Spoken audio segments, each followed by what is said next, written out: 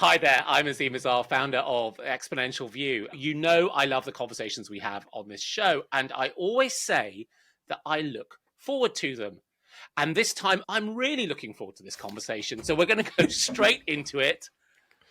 It's with a professor at the Wharton School. He has dived deeper than nearly anyone, the Jacques Cousteau of deep divers into chatbots like ChatGPT to figure out what they can and can't do and might do in the future.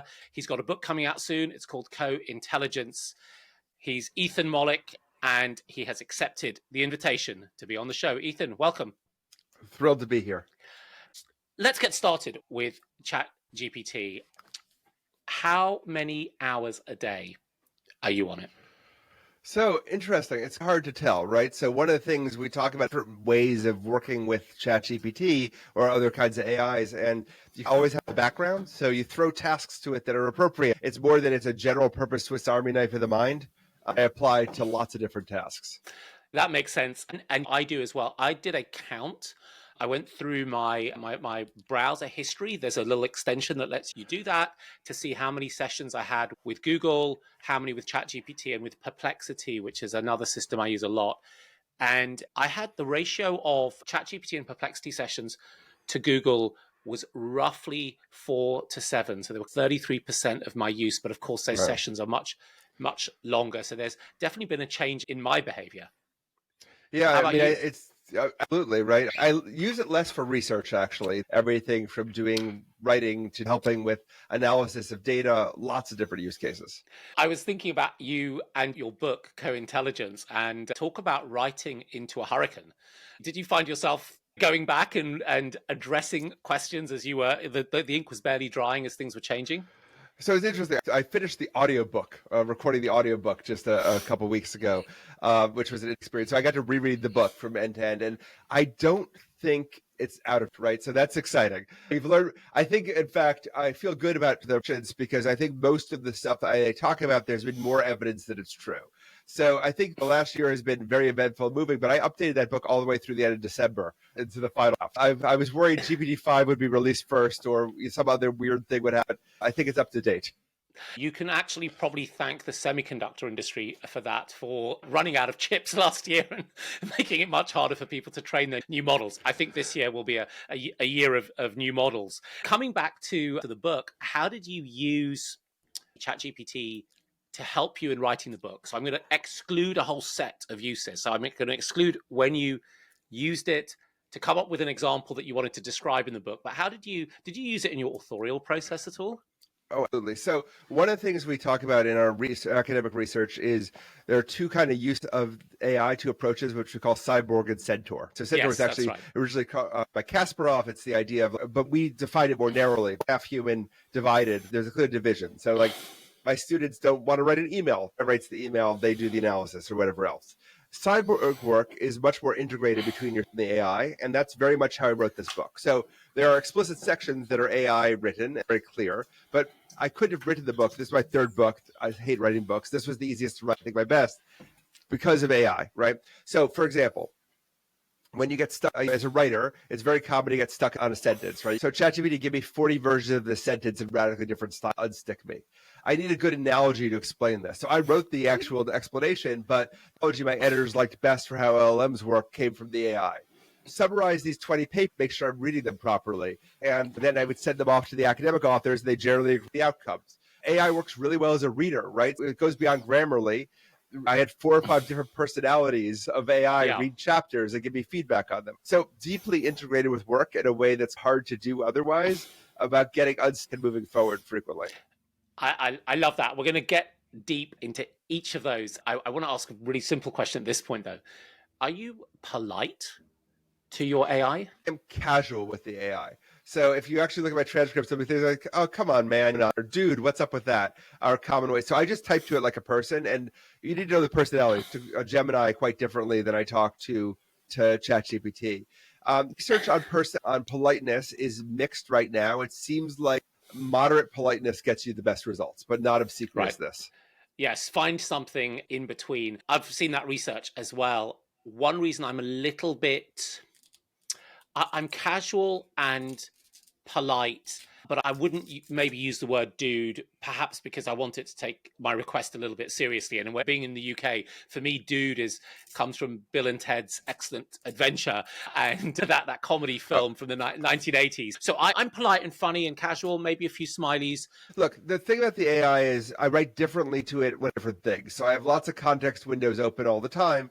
I don't like the feature of AI that looks at you across context windows because I actually have different personas, different places. I outline this phenomenon called sandbagging, which is that if you act dumb towards the AI, it will give you less correct answers. For every way you do, there's another window where it's a formal conversation or treating it more like a machine. So you have to be careful anthropomorphizing and do it at the right place at the right time.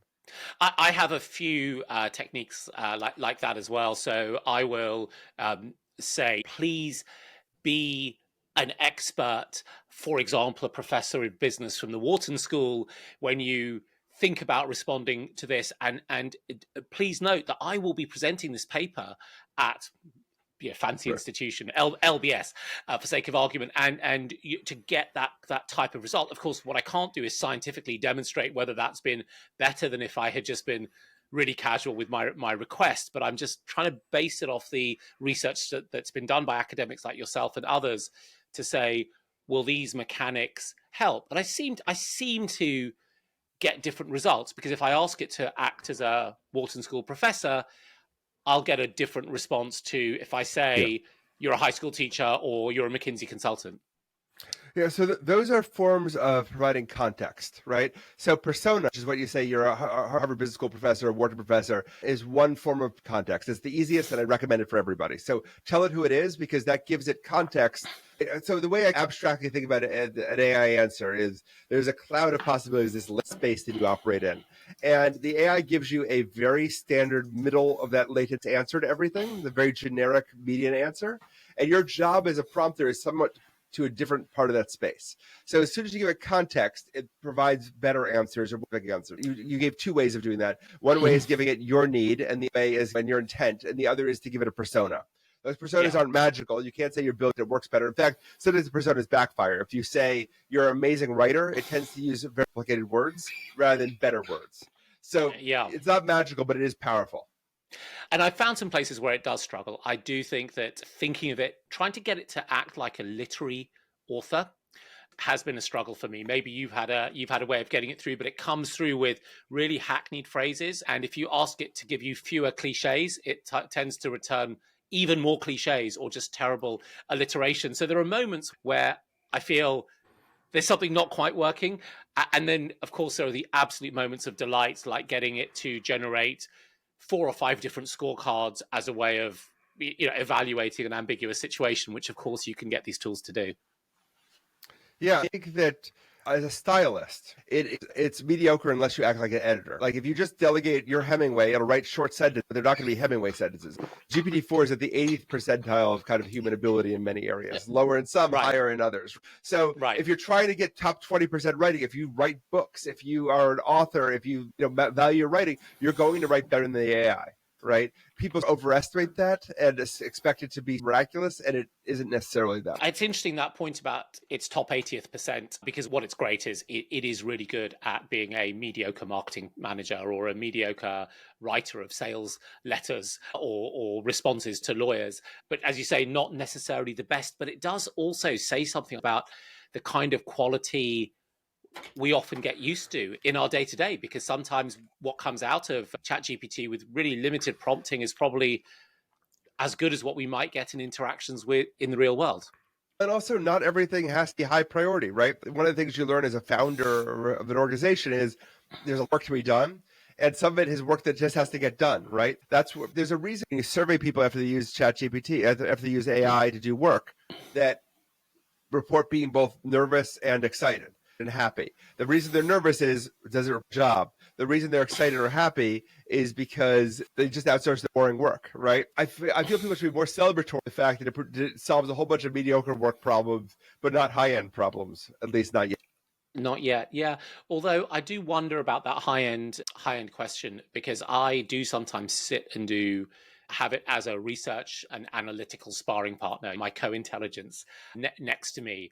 And that might be around the research I'm doing on my new book. And what I may have done is brought out a range of concepts from papers that I've read, and I present them to the AI and ask it to criticize them. And then I might take the criticisms that come from it and put that into a different context window, or maybe a completely different AI, like a Claude 2, and say, what should my responses to these criticisms be? And I do a sort of round robin between maybe multiple context windows, adding my own analysis the whole time. And I sometimes get to a stage where I'm mentally and intellectually tired. And I think about, I liken it to the time when I was in Cyprus. I did some tennis against one of those automatic serving machines. And I was exhausted, and it still had 500 tennis balls to fire at me. And I have to stop at this point. And so I do also see that beyond the trivial kind of 80% write a complaint about the parking ticket you got, you can string these things together with your own magic sort of element source to deliver a superpower. I can sometimes do in 3 or 4 hours, to the point at which I get tired, work that might have taken me 2 or 3 weeks. And I don't think I'm imagining that. No, when I say mediocre, I mean on the writing side. I think that, first of all, where you're an expert, it often matches you. So if it's going to be a mediocre lawyer if you don't know much about lawyers. If you're a lawyer, you probably can get it to do much more miracles, right? I actually just had my students create GPTs to automate their job as one of the assignments. To clarify, your students have jobs in many different industries, is that right? Yeah, so they're MBA students. So these were people who worked in everything from Navy pilots to marketing to private equity to hip hop promotion. And I asked them to be like, okay, so you're going to go for a job interview. I want you to be able to hand over a GPT, which is basically a prompt with some wrapping around it, that will basically do part of your job. So you can just ask for promotion during the interview. And what I was amazed by is just after a few hours of training, we had people who did things like, let's put a deal memo. Let's analyze a 10K. Let's file this very kind of flight plan. Let's make Twitter feed posts in the style of a particular kind of art. And they worked, right? And so I could do those things. If I just AI give me a deal memo, I wouldn't get a good deal memo. But the thing about working with AI is it's like teaching it to do something. If you can get it up to the level where you can give it feedback in the right kind of way, you can get really extraordinary results. So mediocre if you don't know what you're doing, amazing if you do. Mediocre if you don't know what you're doing, and amazing if you do. It brings us to what some of the research found, and you collaborated with Karim Lakhani at HBS, and he's a friend of mine, and Francois Candelon at BCG on a paper that has done so well. This was about putting strategy consultants alongside the AI and seeing how well they performed when they had that support. And this had come off the back of research showing that Eric Brynjolfsson had done with customer service contact reps, showing that there was improvement in the worst performers.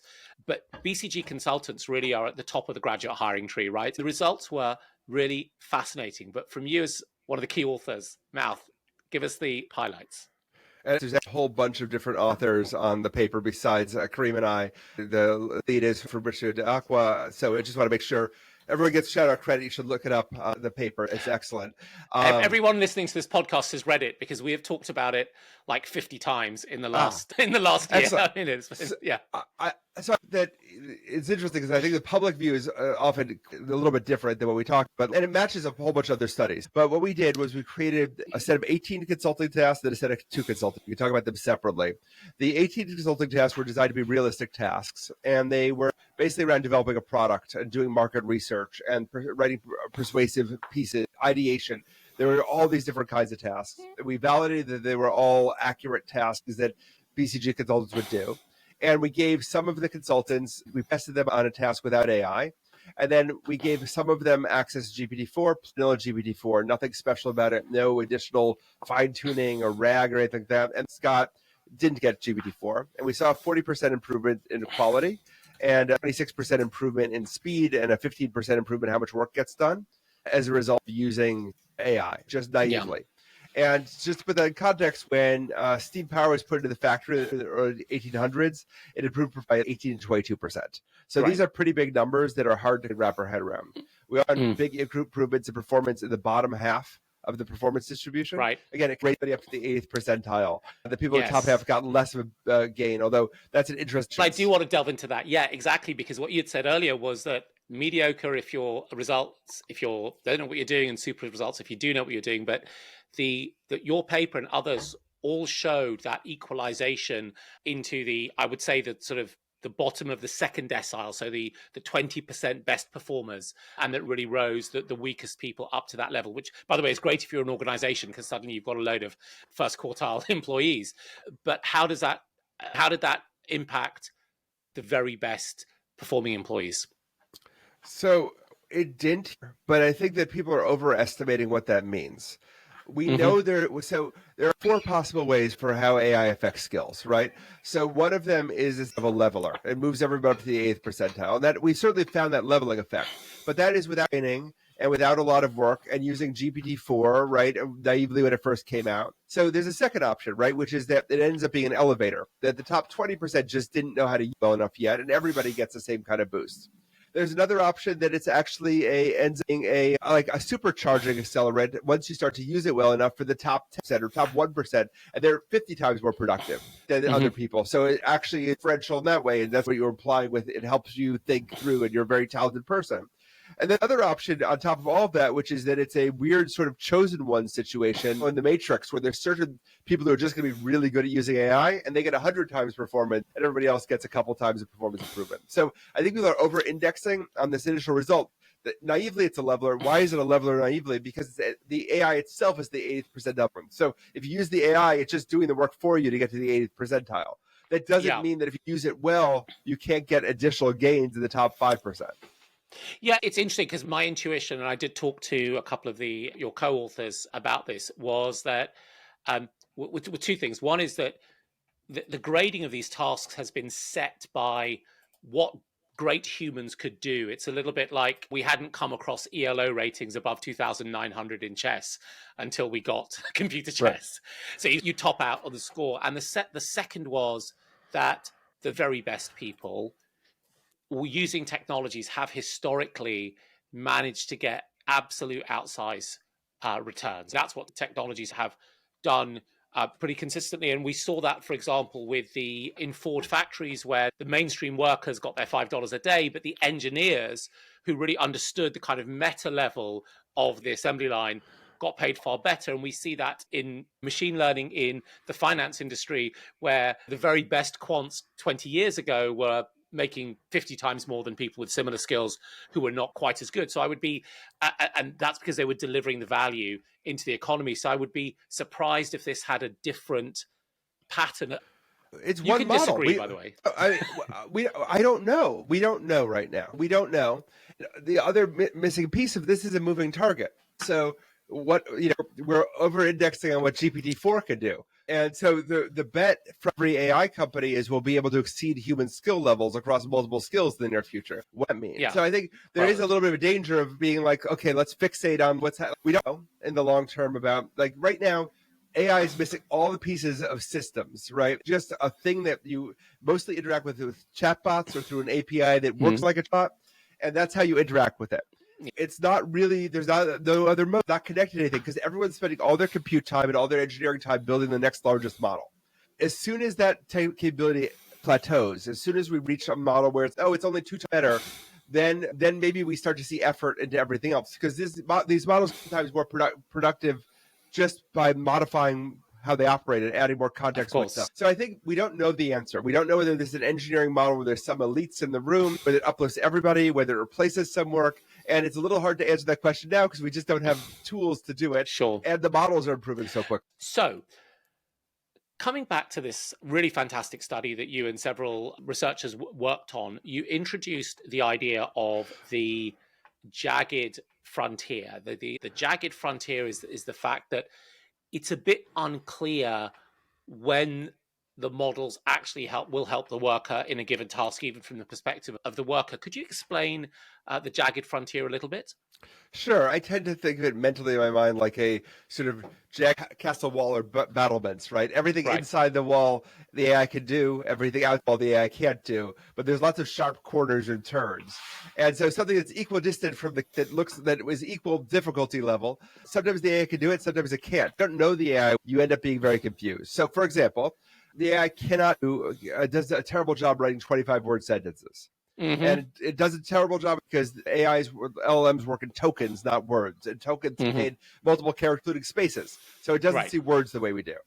However, if you ask it to write a sonnet, it does a sonnet, right? It can write a reasonable, GPT-4 can still write a reasonable sestina, but messes up on the envoy, right? So how do you deal with a system that can write a sonnet, but 25 words? Unless you know these systems well, it's very hard to tell the difference. And that's the fundamental challenge, and it speaks to the kind of training that people need when they are using these systems. So I'll push back a little. Training implies that there's training available. There is no instruction. I've talked to most of the AI labs, and I can tell you nobody knows what's going on. There's not like an instruction manual out there that someone secretly has that this is how to use it. Training is just everyone's ad hoc improvised training right now. Yeah, and that's exactly what I mean. When computers came out, I've got my first computer over my shoulder. It's a ZX81. It's 42 years old. They didn't really know what it could do. There was a tiny manual explaining what BASIC did. But beyond that, there's nothing. And I think we're used to that with technologies as they emerge. The fact that the most prevalent uses of the iPhone are probably to look at pictures of cats and shout at your friends was probably not how it was designed initially. So I'm not surprised there's no training. I guess what I meant was, from praxis, from people's your own practice and behavior, and you're trying to teach this to your students, is that the element that's required to make them aware of the existence of the jagged frontier? Sure. I think it's training and more experimentation. So my argument that counters that set of stuff is your ZenX or my Apple IIe that I had as my first computer, right? Those had huge possibilities, but in order to use those possibilities, you needed code. You need to write code, you need to learn. We didn't know all the things the software could do, but we also knew how to create the latent possibilities in the immediate future were fairly clear. The P and GPTs were pre-trained. We have no idea what it's good or bad at until you're an expert in it. It's a latent capability inside the system. So the issue is those latent capabilities are there right now, waiting to be explored, right? It's you have to wait to code or anything else. So to go to a bigger issue, I think it's about experimentation and use, right? A common thing that unites Karim Lakhani, who you mentioned earlier, and me, is we both trained under Eric von Hipp, who is a professor at MIT who still studies user innovation. He came up with the recognition that it's very expensive to experiment centrally on something. It's very cheap to experiment something with your job. If you're a carpenter, hammering nails slightly different ways every time with different techniques is very easy. If you're a hammers, it's a much more expensive approach, right? So in the same way, I think use teaches you stuff, and use happens to occur at the cutting edge, from the workers on the line. And I think training is one piece of getting them there, but it's about having them use it and then report out what they've learned and having the incentive for them to do that. So maybe it's the semantics, right? So what we do within our team with a few of us is that people share the things that have worked and the things that don't work. And I guess I would call that training. That is a mode where it goes on an ongoing basis. It's rooted in praxis. It's a living system because we discover new things all the time. And of course, the fascinating thing about the idea of latent capabilities within these models is that you still, although less so now compared to 3 or 4 months ago, we're seeing research showing that GPT 3.5, which seems eons ago, can do quite remarkable things because it takes time to in a disciplined and rigorous way to figure out what these machines can actually do. And I agree with you. The thing is, though, that we also have a pace of happening so quickly that I'm not sure how much time you've got to figure that out, which is the factor that's very different than other technologies. Yeah, no, I think that is pretty important one. So let me come to a question that I get asked an awful lot, and I'm sure you get asked it a lot. Be talking to a board or a bunch of execs, and they will say, "What should my child be learning? My child is 17. What should they be learning in a world of ChatGPT and Gemini and Claude and whatever comes next?" Yeah, I also have kids and I teach students all the time. And the answer is the same answer that I give almost every topic right now, which is there's only 2 questions that actually matter in AI, which is how good and how fast. And we don't know how good it's going to get. We don't know how fast. So you have to take a bet on that. And right now, if AI stays roughly the level it is right now or gets 2 or 3 times better, I wouldn't necessarily careers very much because careers transform. So when jobs change, your job is actually a bunch of things that you do. Your job includes podcasting and writing and teaching and consulting. And some of that stuff may change. You probably also includes filling expense reports and writing checks. And you don't have to do that anymore. Does that change your job? No. When it's got access to Excel, it didn't destroy accounting. It changed what accounting did. So if AI is in the realm of a few times better, I wouldn't necessarily change jobs. I would hope jobs get more tedious, less tedious and more interesting. I think if it gets 100 times better, then it completely shapes work as we know it. And I don't think anyone has any sense of how good this gets or how fast. The general piece of advice I have is stay flexible, but do what you do, and then we're going to figure this out. I think people are jumping too quickly to coding will not be valuable, writing will not be valuable. We don't know. Those things do very well on Twitter. That's why they say them. What does it mean to stay flexible? Use these models. I think you need to put to the edge of their capabilities so you know what they're good and bad at, and you know what to test with GPT-5 to see whether it's good or bad at. I think you need to figure out how to use these things to be a cyborg or a centaur, these technologies, because you're not going to be in a world where they don't exist. If you want to be a doctor, what does doctoring look like in this future? And I think that there's lots of options available to think about. Okay, it's actually quite good at empathy, but not as good as the best doctors at empathy. It's good at disease, but not as good. What do you want to do? Often what we like to do aligns with what we're really good at, right? And so that's helpful, because if you're the top 1% of whatever you're doing, of 100 people, most people have a talent they're really good at, then the AI may be a compliment to you and not a harm. So I think staying flexible means knowing what these systems do, realizing jobs are going to change, and being ready for that. So let's dig into that a little bit more, add some more granularity to it. So if I'm let's choose something that I know about. I'm a kind of professional services person in some way. How do I know if I'm staying flexible? If I'm training to run a 10K, I know what I need to do. I know what I need to do each week. I know what strength involves. I know what stamina involves. I know what all the different elements of that training is. Can we put some sort of practical building blocks around the prescription of training flexible and staying flexible and knowing whether you are still flexible and appropriately flexible on that journey? Early days, so I don't have a great answer, but my answer, so I think the simple answer is you need to I think I've talked to many Canadian companies recently, like where the puck going. You need to to use a hockey analogy. I think, was it Wayne Gretzky who said that? Yes, exactly. So I think that there is a set that you can get with enough use of these systems of what's happening. So a lot of things are cured or made worse by spending 10 hours with a frontier model. I think you need 10 hours of GPT-4 and probably with Gemini Advanced. And you will start to see what it's good or bad at. You will have an existential crisis if you haven't had one already. I'm not joking about that. That's a good indicator that you've gotten what AI is doing.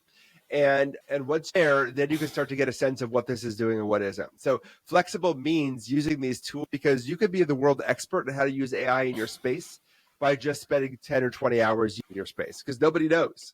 So flexibility means that. Now, I also teach entrepreneurship. I think entrepreneurial and realizing you can take action in the world is the other piece. Like waiting for instructions is also a sentence in some degree. That's a little dramatic, but it's a problem, right? If you're sitting there waiting for someone to tell you what to do, I will tell you answers are not forthcoming. As somebody who taught all these AI companies, I can tell you nobody has an answer to you. You've got it out yourself.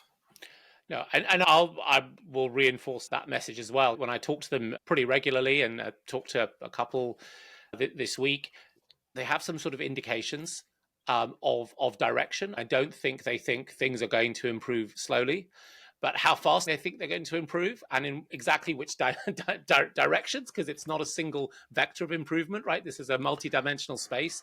It is much harder to pin. Let's just come back to what people need from this. You have all of these students you've trained. You talked about that existential crisis that people feel. For listeners who haven't been through that moment, what triggers it, or what does it feel like, and how do you get through it on the other side to turn it into something generative for yourself? Yeah, I call it the 3 sleepless nights in the book, which is just you have to spend 3 nights wondering, what does it mean to be human? What's it mean to think? What do my kids do living? What do I do in the future? You typically get up and try something with the AI, and you're like, oh my God, it can do that. And then you go sit down. Like it's pretty, there is life on the other side, because these things do have limits and abilities. So we're humans, we get used to stuff, right? So the fact that this machine can emulate human being at such a high level that it feels like you're talking to a human, even though you know you're not, it's a hard thing to learn to deal with, but it is dealable with. So I think you start to limits at what it's bad at, and that gives you some more sense. Like you start to realize, yes, this is a machine. It's a machine emulating thinking, but not thinking itself. And you can start to reconstruct some meaning at your end.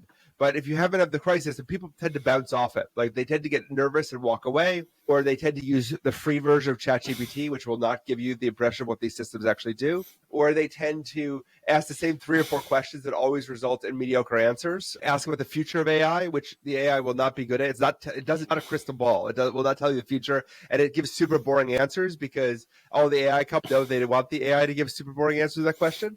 Then you'll ask a factual question about yourself, and the AI hallucinated answer. That's not that helpful because it's not actually that good until it asks about you as somebody who's not famous, right? And you'll be like, oh, it's bad at that. And then you get a question about something you have a lot of expertise in, and you'll be like, oh, it's not that great at that either.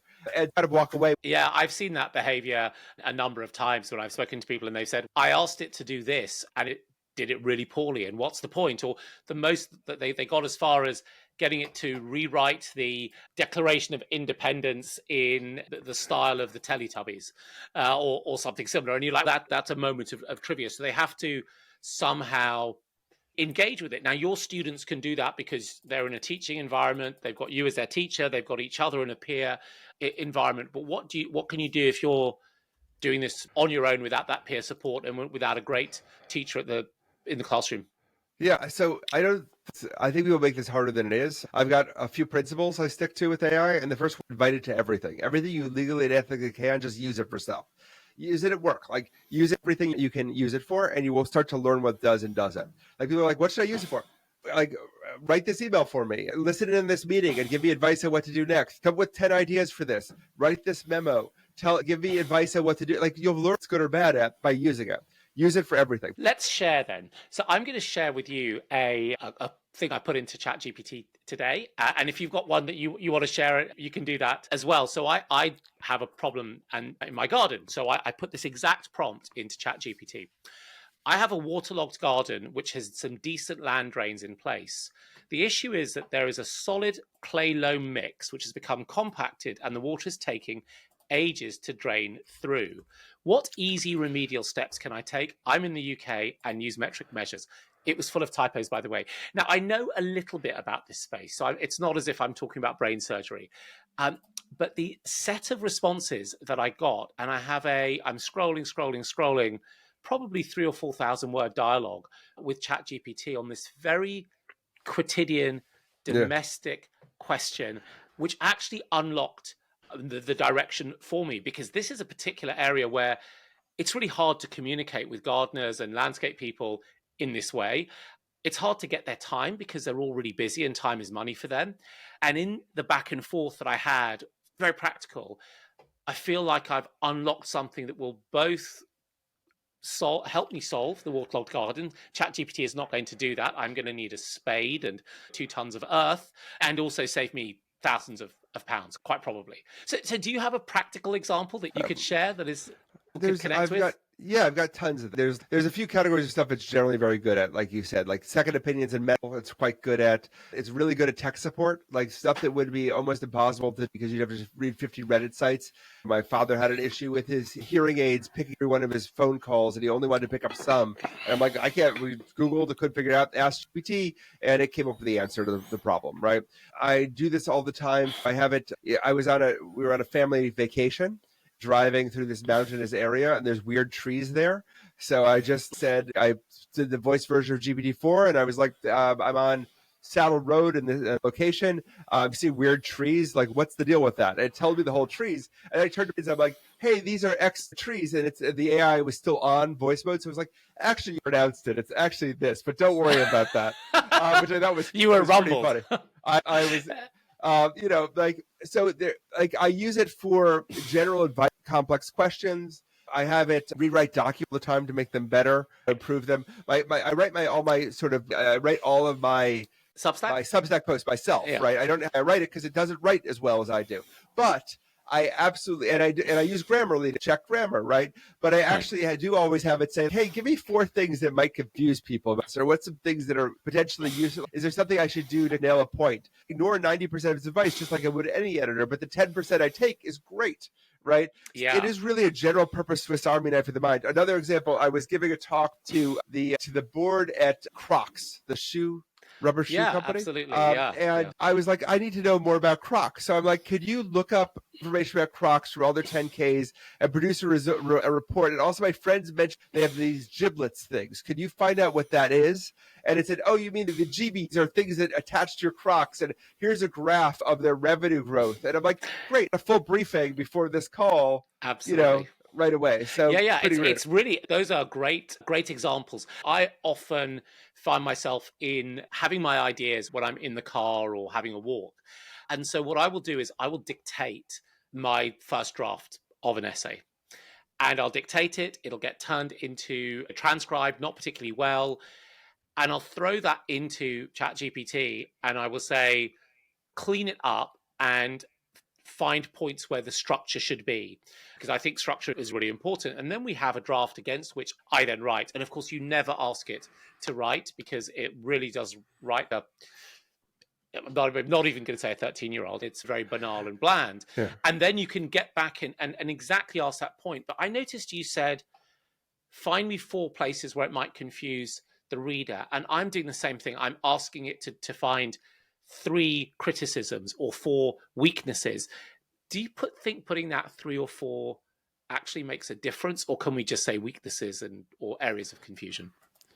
First of all, just on the writing side, you can get it to be a better writer, right? Like it can write pretty well. Actually, the best way to get it to be a better writer is, I find, there's two techniques that work. One of those is asking it to give it your favorite writing, and then to ask it to do that writing to you, and then you paste that description in as part of the context. So that helps a lot. The other thing is, it works really well with rules. So I often give it Cormac McCarthy's rules that he wrote in Nature for scientific advisors, for scientific writing. And it does a great job. It also does really well with John McPhee's writing advice as well in draft number 9. So I find you can get some useful things out of that. So more specification generally results in better answers, right? Now, but it also results in some bad answers. So if you say 4 things, it will find 4 things wrong, right? Even if there was only 2 things wrong. And it will find 4 things wrong, even if there was things wrong. So like the AI is a really good cold reader of people. I don't know if the term comes from psychics they go in front of the audience like someone whose name starts with a J or an M or an N, and someone passes the N. They were close to you. It's guessing, and everyone's wow, this is amazing. The AI is incredible as a cold reader. It's really good at that stuff. So if you say there's 4 things wrong, it's gonna be like, great, there's 4 things wrong. And you've, by the way, said clear to the reader. So it's, okay, there's things unclear to the reader. It wants to make you happy. It's going to generate really good advice for you that feels correct. So there are advantages to being specific, but advantages also. It's really fascinating, actually, the complexity of this device. But there is something about a word you used. You said, if you add to the specification. And sometimes I do think that we're interacting with these systems nearly in natural language, not quite in natural language, because there's a lot. I'm still more formal with these LLMs than I am with my team or with my wife. It's not as formal as I would need to be if I was writing C++ code, but there's still a little bit of a formalism about it. Do you see some of that? I don't know whether that is actually useful. That's you. Right? Acting with respect to something like, first of all, anthropomorphizing in general by treating it with respect or not respect. People have many different styles. I don't know what those styles are that work well in advance or not. And so I also find it very different when I operate with my voice, right? More casual. But I know what it does. I've learned it. If you learn, it is not, right? But anthropomorphizing is one of the most useful ways to approach it. So if you decide person, you learn its personality. I talk differently to Bing and differently to Claude than I do ChatGPT. Just the way it is, right? So you treat it like a person, strengths and weaknesses, you know what it does, and you learn how to treat it properly. Well, do you recommend that everyone be as unfaithful as you are to their LLMs? I think just to anthropomorphize them that far. You have to do it because you're a professional, but the rest of us? I think that everyone should be playing with whatever the frontier LLMs right now are. I think you should pick one to spend 10 hours with and then decide later on the other ones. But you know what the frontier is doing. If you had to caricature these models, or maybe just describe them as cartoon characters that we might know, thinking about the big ones, so how would you characterize each of them in their personalities? I think it's tough to do a cartoon character version of this. I'd have to think more about that, but I can give you the basics, right? ChatGPT feels closest to what you'd call the bare metal of the AI, right? Does not have a strong personality that inserts itself, but it easily can take on a personality. By the way, especially anything you see online of the AI acted this way, it's very easy to get it to act any way you want. Chat is the most neutral part, right? It's the most neutral. I would say Bing or Copilot is feels like it has an actual personality that is both eager to help you, inserts itself things, is bubbly, but is also slightly unhinged. So it's fairly easy to see the dark side, to get to act a little weird if you want to. And it has a lot of tools built into it. So it feels a little bit like it's overwhelmed sometimes about what it's supposed to be versus what it is. Anthropic, the Claude feels the most like a coworker that is a distant, but also a little preachy, does the work, but is just, there's a little bit of, you feel judged. Yeah. Gemini is changing very quick. Gemini desperately wants to help you. It feels like it's trying to be really helpful in ways that sometimes can make it feel very off-putting, but it's constantly, actually, why don't we do that? Let's create a plan together. Here's my plan. Do you like my plan? Will my plan help? And you're, okay, chill out, dude, is a little bit of a feeling that you have with it. Oh my, that's brilliant. It definitely needs a chill out dude there at that point. When Claude 2 first came out and I was using it, comparing it to ChatGPT, I really preferred Claude 2 because I felt that Claude 2 was like a friendly, capable high school peer who knew a lot but didn't need to rub it into your face. Whereas ChatGPT with GPT-4 felt a little bit like someone who had aced all of the physics and math tests and just really wanted to let you know about it. And so I used to find that I would prefer using kind of Claude 2 for that reason. But then I started to feel that GPT-4 still had the edge, right? Just had the edge in the things that I wanted to do. So I moved my usage back towards that. Yeah, I think that's pretty useful. That initially, I think so. These models are not stuck; they're being changed all the time. Today's GPT-4, even leaving aside that it is a slightly different model called Turbo, is different than it was a month ago. So they're constantly fine-tuned in ways that are hard to anticipate. And sometimes, by the way, break things. I think the Gemini team did not necessarily expect Gemini to act in all the ways that caused controversy. They just didn't even think, they were optimizing for other things. These models can do anything, so it does weird stuff on a regular basis. So I think that I feel like that was a fairly common reaction. So if you didn't use those models enough, you wouldn't be able to make that judgment call. Claude 2 also initially had the ability with documents in a way other systems couldn't, which gave it extra value. And I think GPT-4 originally provided a lot more it still over-explains. But on the other hand, we don't know if the explanation is bad or good because AIs don't think. All that they think is that what appears in their content, which is what they write. So people who say, be short, they may actually be getting a dumber AI. We just don't. We don't know. Yeah, we don't know. Yeah. Which I think brings us to that important question, which is about factuality and confabulations. Now, people know that the AIs can sometimes be very bad at maths, or they can get basic facts wrong. And my perspective on that is that it will get resolved because it's so important. It'll get better and better. And there are these techniques like RAG, that things like Perplexity uses, that increase the degree of factuality. But the hallucinations and the confabulations that show up still seem to show up. And on the Twitter sphere in particular, it's a big issue. From your vantage point, how do you think about those issues? Confabulation or hallucination is an inherent property of AI because it doesn't know anything. It's making stuff up as it goes along. All the evidence we have is that as AI models increase in size, they lower the hallucination rate drops, right? So you go from there's a medical citations that shows that GPT-4, GPT 3.5 made up 80 sites, GPT-4 made up 20%. If you add RAG, which is basically a way of looking up data, you drop to 5%. So hallucinations are an inherent property of the AIs, but they're not necessarily as people think. I often recommend the BAH standard, best available human. Is the AI better or worse than the human you have access to in the room? And I think it's worth about, and hallucination is a genuine concern. On math has actually been solved in the last week. I don't know if you've checked out GPT-4, but it seems to have a math module that got quietly inserted into it of some users. Gemini does math separately. So as they use tools, they become less, it's one form of tool. Absolutely. They become less uncertain. I think that it is something to worry about, but again, it's one of these things in the jagged frontier you can figure out more about. Yeah, it's great to hear you say that. I suppose I wanted to hear that. I want people to hear that and understand that. Let's talk about what might be one of the implications of all of this. You teach entrepreneurship amongst other things. How do you think these tools will change the way entrepreneurship gets done? I think this supercharges entrepreneurship. Like, it's a generalist co-founder that you can work with. It does better ideation than most people. Like, whatever you're good at as an entrepreneur, what you should be concentrating on. There's a lot of other tasks. It's why you find co-founders. It's why you have people like you're a great coder, but you're not good at writing emails to people. You're good at doing marketing experiments, but you don't do analysis. It fills in a lot of gaps, and $80 gap filling is pretty amazing as a starting point. At $20 a month and not wanting any equity, it's also a good economic trade-off. Right, and it also just makes all this stuff possible that wasn't possible before. I think that's pretty interesting as well. What is the balance, given that things are moving so quickly, right? Whenever OpenAI releases a new model, whether it's like the video model or something else, there will be these cries on Twitter going, "Oh, a whole load of startups just died." And like when they introduced the tool using and referencing in ChatGPT, there was this sort of whole set of complaints. Is that real? Is that really the kind of trajectory that we're on, and that the challenges that entrepreneurs trying to build with these things might face?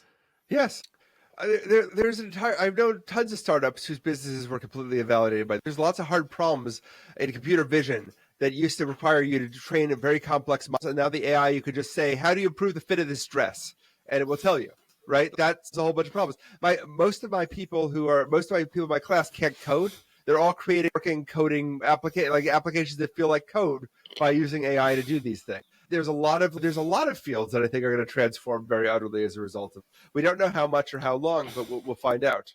That key point, we keep coming back to that, right? We don't know how long, we don't know how fast, we don't know how good it'll get over the next period of time. But I think we get some hints, right? Because we know what the systems do today, and we know what they don't do. So they're really good at, people are saying, oh, they're really good at system one thinking, that kind of quick thinking, but they're less good at the reflective, analytical, planning thinking. And you're shaking your head, but I'm not saying that. You're shaking your head at the fact that people say they say that, because I see that right across Twitter. A lot of people claim that these systems can't do the system two style thinking and the planning. So one thing is going back to skate where the puck is kind of thing, right? Look at how each of the major AI labs is building stuff that doesn't quite work and releasing it to the public because they expect it to work soon. Gemini has access to your email, and it does a pretty good job. Give me high priority emails, help me write answers to them, but doesn't do amazingly at it yet. And why are they putting this connection? Because Gemini 2.0 or 1.5 will be able to do that. Yeah, and I think that's my point. My point is that while they don't plan at an incredibly high level, although I've seen some very good plans when I've asked it to help me around the house, the next set of models will surely be very good at that. Right. And also they do more planning than you think, right? If you like you were saying, I think people aren't experimenting with these enough. If you use chain of thought prompting, where you ask it to, you help it create a plan and have it execute, it does a much better job. So I think that there's a whole bunch of papers that show you can get systemable thinking out of the AI. So I just don't think I think that's not really a true problem as much as people think. But although many people think it is. And I would say that things that we could look forward to in the future models would be, without having to do chain of thought, you can start to get quite complex, quite long plans. You would expect the models to be able to use tools more easily than they currently do. I mean, that you can do that now, but it's a bit cumbersome. You would expect the levels of factuality to go up really significantly. What else could we look out for? I think that those are system level characteristics of watching improvement, but not emergent characteristics. So the crazy thing about AI is the emergent abilities, right? It wasn't supposed to be a good consultant. It's a good consultant. It wasn't supposed to be able to unique ideas. It generates better ideas than most humans. So as the general intelligence of these systems is, the question is not so much, yes, we can extrapolate, hallucinations will be less, play will be better, general intelligence will be greater, but it's the interaction between these systems and the capability as we reach AGI and various subfields. I don't reach artificial general intelligence overall, but is it the 90th percentile of PC consultants next year, 98th percentile, 108th? We don't have answers to those questions. So I think that trying to just the characteristics misses some of that as well. Yeah, so, but then if you think about those emergent qualities, how can we characterize them now? What is the way in which you say what is it to be a 108th percentile strategy consultant? Is there some way we can characterize them that makes it feel tangible for people? It's hard. I think about the way to think about this is to go back to everyone's favorite analogies of like chess or something like that. You could do it recreationally, but you're not going to win if the AI is engaged. So instead so in the same way with lots of work, you're not like, what happens when you reach 106th level? Like you are going to get better answers than you come with, and you're not going to be able to figure out why you can learn something from watching better. And maybe that increases human performance to beat the AI for a while. I don't know. But Yeah. it's going to feel like you're playing chess again. Of course, it could beat you, but it's going to be for profit-making parts of your job. So you're going to feel like a chess master after the end of chess, right? What do we do after that point? And I think that's an important point, right? So there still are human chess tournaments and people still make money from playing human chess, right. but it's not the full economy. So when it is the full economy, the questions become different, don't they? They do. And we don't have answers to any of those questions. We know what happens when jobs get obsoleted, right? We've seen that many times. The common argument is we end up with more jobs, and that very well may be true here. That's the economist's assumption. I don't know if that's true. I don't think anyone does. But even if that is true, when you actually look at living through the Industrial Revolution, it was turmoil everywhere, right? So I think that there will be turmoil, right? There's a reason why I think there's a tumultuous period. Yeah. And we don't know what happens in this case, right? So do jobs get replaced? Do they get supplemented? I don't know. If we look at the Industrial Revolution, where the famous moment is, and it gave rise to Dickens's fiction and Marx and Engels having a manifesto to take out. One of the key elements is this thing called the Engels pause, right? So it's a period of about 60 years where wages essentially stagnated, even though GDP rose significantly and the returns were going to capital rather than labor. It somehow catalyzes the labor movement, and then you get these collective bargaining wage settlements at the end of the 19th century. But there are two arguments about Engels pause. So one argument is that it arose because of a lack of political organization amongst workers, their relative political power, their ability to intervene. The second argument is that it's not so much about avaricious bosses. It's just that the rate of return on the early deployments of capital was so much higher than that of labor. It was the way that the capital would have flown almost regardless. When we look at this moment in time with this prospect ahead of us, do we just say it's going to be turbulent and smile, or do we say here are some practical things that we should be thinking about now, even in that sea of uncertainty? I think there's a lot of things we should be about now. I don't think but we're in the early days of this thing. I don't think this has the same characteristics as the revolution. I think that there's a question of whether this is winner take all. Does the first person is AI creatable? Right. Going back to the questions, how good, how fast that we talked about earlier on. What level do we? If AI plateaus in ability level, we'll see open source models out there that are just as good, and it's going to be very hard for computer companies to capture value from this. And it becomes much about how do you as an individual worker find uses for this. If AGI is achievable, then whoever reaches AGI first might get all the returns. We don't know. So from a perspective, I think it's less about the policy and more about agency of individual companies and organizations. Because mistake I think people are making both from a moral perspective but also from a practical perspective is when you are able to get AI into a workforce and its performance, very many bosses, their view is, how do I cut the number of people until my performance equalizes at the level it was before with less overhead? And to me, that's a very dangerous model when you're in a world where capabilities are increasing tremendously. The real question, what do I do with superpowered workers rather than what do I do with much fewer workers? So I was going to say that I think two correlations to that. The first is you say we're in the early days.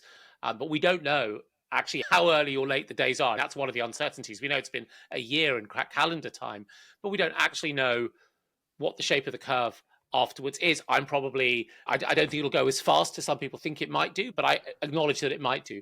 But I think the second thing is that when we look at automation historically, that in an industry, there have been some firms where the managers have said, let's take the automation on. And I think David Autor and Pascal Restrepo have a piece of research that looked at this automation in the French automotive industry across a 20 or 30 year period. And what they found was that the firms that took automation on actually did grow, and they grew, and the job losses occurred more heavily in the firms that weren't automating because they weren't able to compete.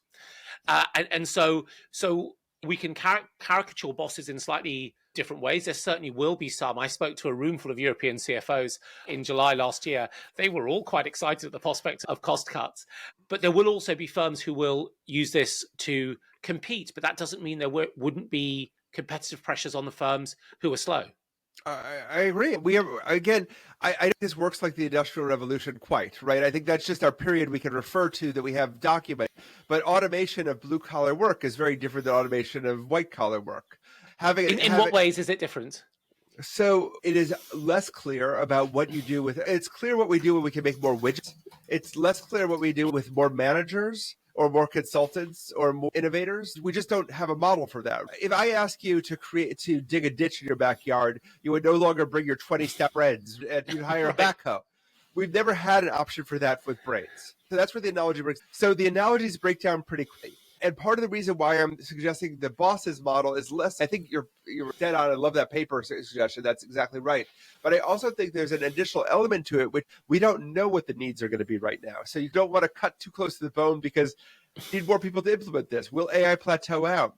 And I think that part of what I would say is if GPT-4 is near the best AI we ever see, and I don't think there's any reason to suspect that's the case, if development slows down, we have another 10 years of adding those other pieces of these models to make them better. We're going to see leaps forward. And I think we need to maintain capacity, right? This is a kind of classic ambidexterity problem of like, how do you maintain exploitative ability and exploratory ability? Don't cut fast, right? Because we just don't know. I have a model for this. Yeah, I think that's really well put. And that framing of exploitation versus exploration, where so many companies have felt, I think, up until maybe a few years ago, that they knew exactly what they needed to do. You could processize everything, outsource everything, be thin, be narrow, and then exploit. And then, of course, any shock comes like COVID, and you find yourself not able to respond. That's quite challenging, of course, because you face all of the pressures of the market to say, where are the savings? And so it'll take a certain type of leadership to say, let's keep the muscle, let's keep the fat while we figure this out. What are you seeing when you talk to boards? Most of them don't even know what's happening. I'm not seeing, first of all, there's a huge problem that AI means different things. So everyone's still thinking machine learning. They're still like, everyone's first, they hand stuff to the IT department first, and they always build a talk to our documents RAG-based solution. Like that's always step one, because understandable, even though it's not useful, and that's the heart of hallucination and really dangerous place to go. Anyway, and then they think about customer service bots, right? Like they're not thinking transformation. So I think we're like human systems take longer to adjust than technologies, which is part of entrepreneurs having a huge edge or advantage because they have the ability to adjust. And I think we're going to see a lot of lead happening there. Yeah, I think that's an exact point. My book was on that, the discrepancy between the speed of adjustment of human systems and technology and what it evokes.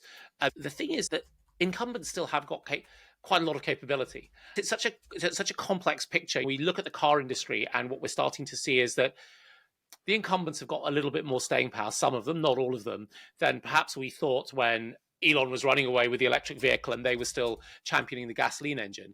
But then on the other hand, I didn't have on my dance card back in 1992 when I started, 91 when I started to use the internet, that Blockbuster would be the first major casualty of the internet.